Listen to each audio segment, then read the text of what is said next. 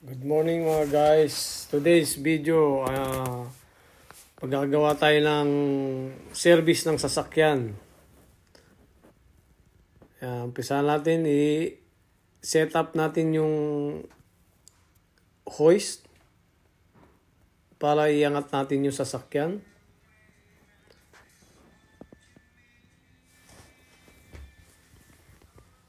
Harap likod yan, ayusin muna natin para secure yung bago iangat ang sasakyan. Check natin, angat natin lang konti. Double check, yan, kunin natin yung gagamitin nating magga-gloves muna tayo. Yan, suot muna tayo ng gloves para safety first. Yan yung kumukuha ko sa toolbox ko. Tapos kunin natin yung tire pressure. Tire pressure gauge yan. Buksan natin tong bonnet.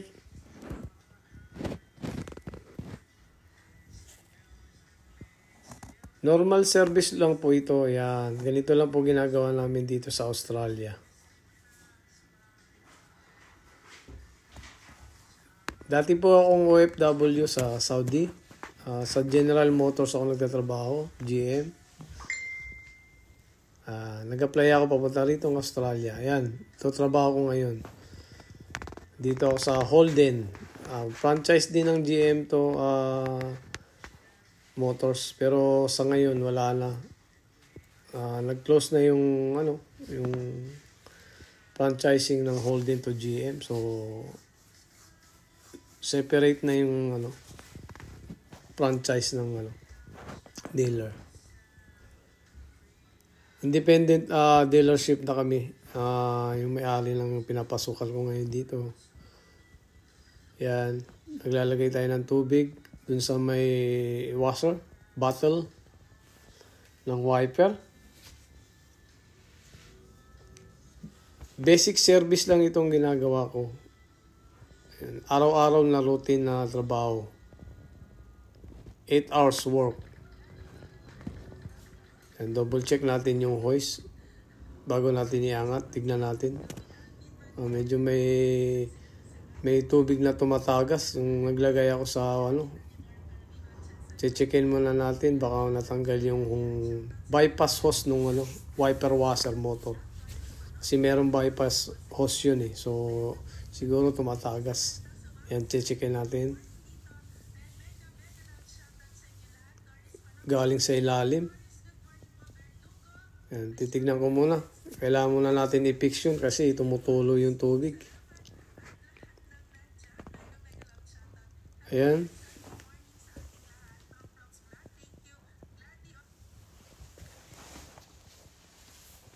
Ilawan ko kasi nasa ilalim yung yung hose, di ko makita. Silip. Yep.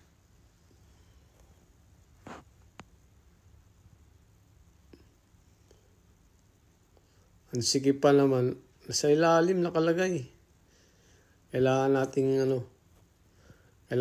na special tools dito para makuha yun.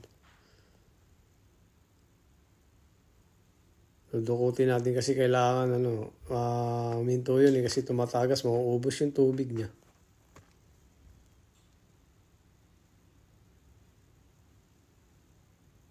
Yan. Medyo nakita ko na.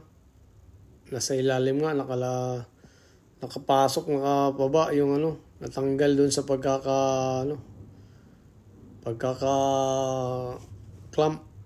Kailangan natin ng tools. Kuha tayo ng tools, yung parang pick tool.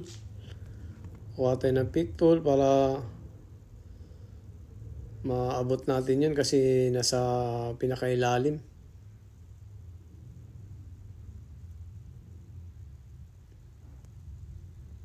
Yan, ganito lang po ang ginagawa namin dito sa Australia. Isa din po akong OFW noon. So, sa ngayon, salamat sa Diyos, Australian citizen na po ako ngayon dito. Kung may magtatanong naman dyan kung paano ako napunta, mag-comment lang dito sa video na to. Mga mekaniko dyan sa Saudi, yan. Malaking chance kasi 5 years ang minimum ng qualification. Isa sa qualification yun para makapunta ng Australia.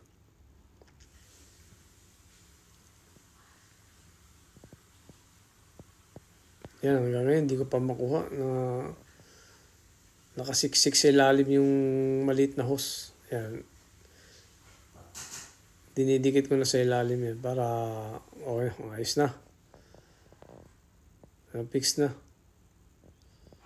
Ngayon, simulan na natin check up ulit yung mga ano. Yan, dadagdagan natin ng tubig.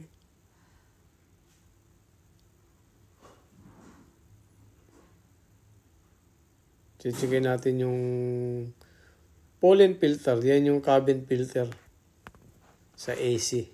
Yan, chinecheck ko ngayon. Yan, kasama sa service yan, checkin natin yan. So, pag nakita natin na madumi, kailangan palitan. I-recommend natin.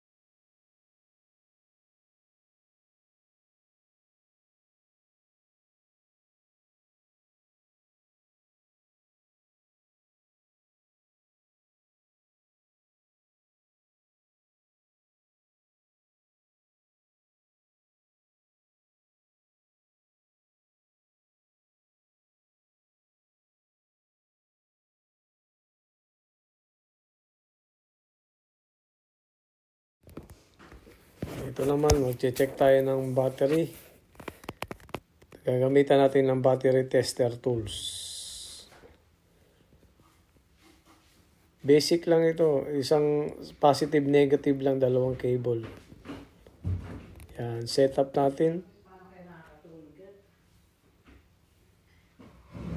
Setup natin siya sa normal battery. Tapos CCA. Tapos yung amperes ng battery, i-input natin tapos check na natin. Okay. Yan. Print na natin kasi okay yung battery.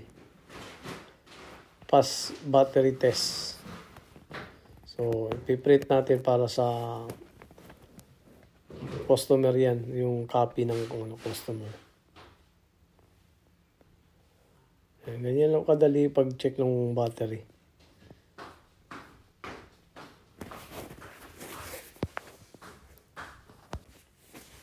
Yan. Ngayon naman, iangat natin yung sasakyan. Angat natin siya. Kasi nakaset up na yung ano. Iangat natin siya tapos saka natin tanggalin yung ano, yung drain plug ng oil pan para sa oil. Magdi-drain tayo ng oil, papalit tayo ng oil filter. Basic service lang ito.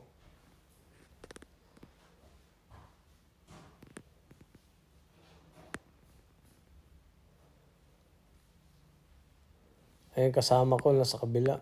Pilipino rin siya. Ayun,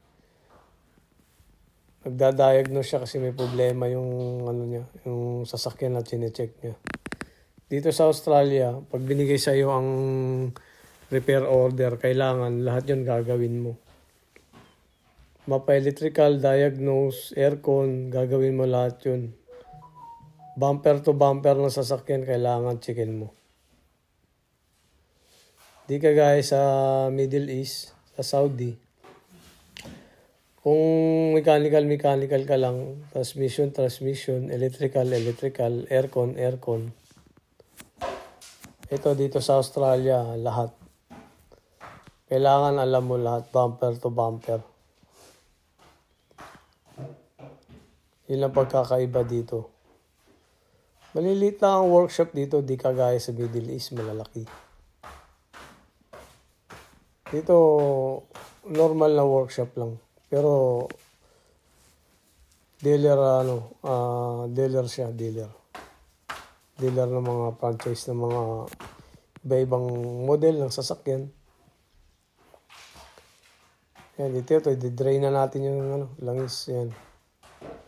Ganito lang kasimple yung ginagawa namin. Minsan nagkakwentuhan pa kami ng dalawang kasama kong Pilipino.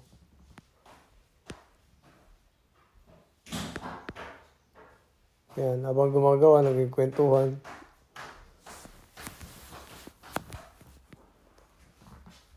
Mabait kasi yung manager namin, maluwag. Ito yung kumpanya namin, hindi mahigpit. Kaya kami naman, siyempre, ginagawa namin yung trabaho namin maayos. Kaya ganyan ginagawa. Pag may tapon, lilinisin mo rin yung area mo. Magmamap muna tayo. Yan, mamapin mo yung mga natapon. Ikaw din maglilinis ng area mo. Para maintain. Kasi safety kailangan hindi ka madulas. Yan, may natapon na tubig. Kailangan kong tuyuin.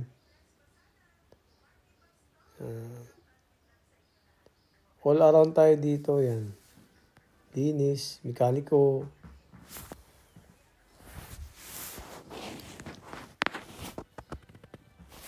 Dito sa kumpanya ko, 4 days lang kami nagtatrabaho. Pero every day 10 hours. Tapos may 1 day off kami.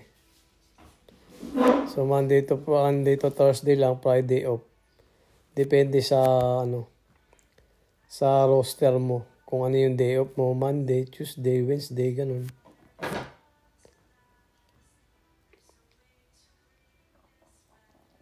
$40 hours lang kami every week yung namin. Kasi dito, ang bayad dito sa Australia per hour. So every week, 40 hours kami. Yung pinapasok namin sa buong linggo. Tapos yan. I-drain na natin yung langis. Gali natin yung drain plug tsaka yung oil filter.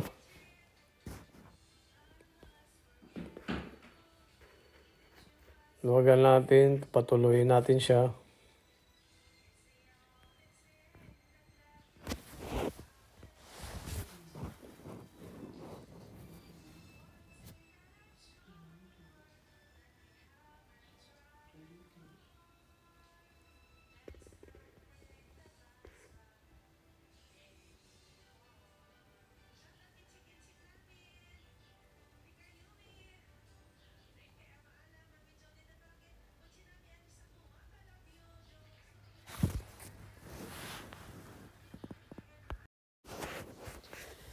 Yan, tinatanggalan natin yung oil filter.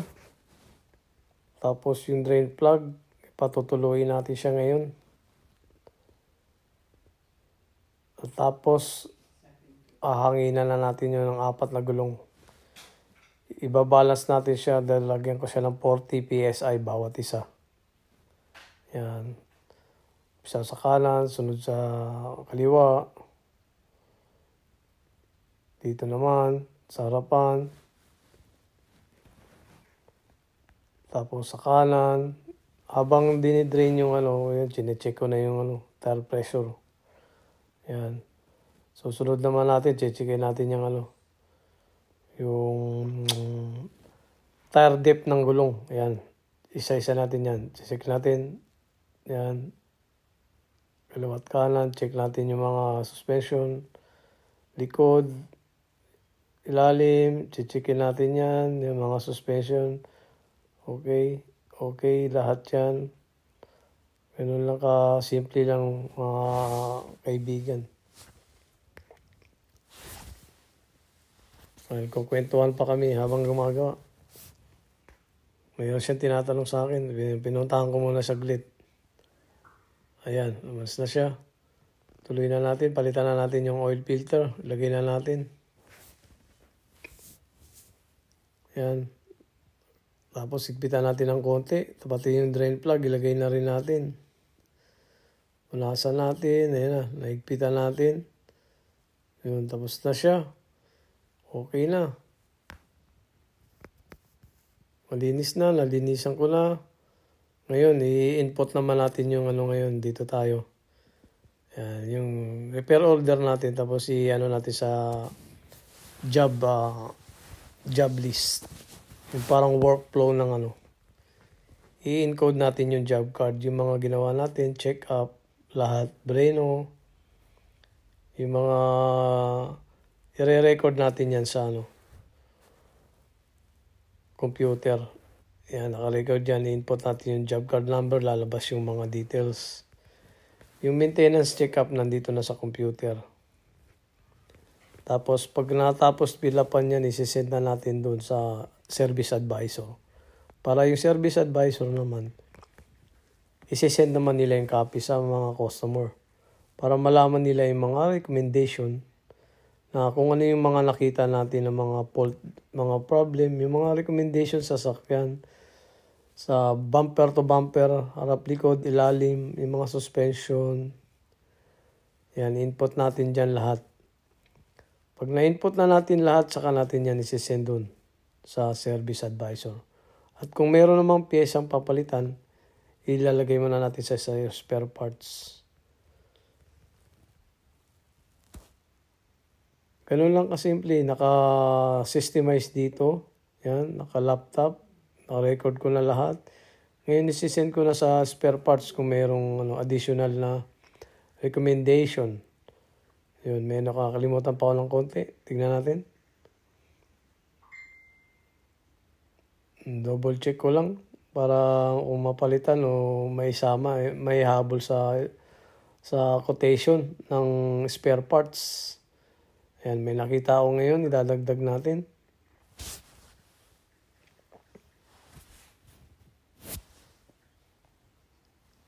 Ganito lang araw-araw ginagawa namin dito sa Australia bilang isang mekaniko.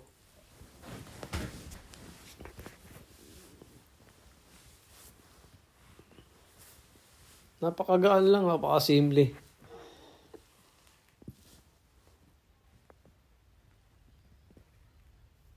Yan. Sana kung nagustuhan niyo itong video na to, paki-follow na lang, at paki-like and share para makapanood ng marami yung iba, yung mga gustong pumunta ng Australia. Maraming salamat sa panonood. Sa susunod, huwag sana kalimutan mag-follow at mag-like sa video ko para laging nakasubaybay sa mga susunod na video.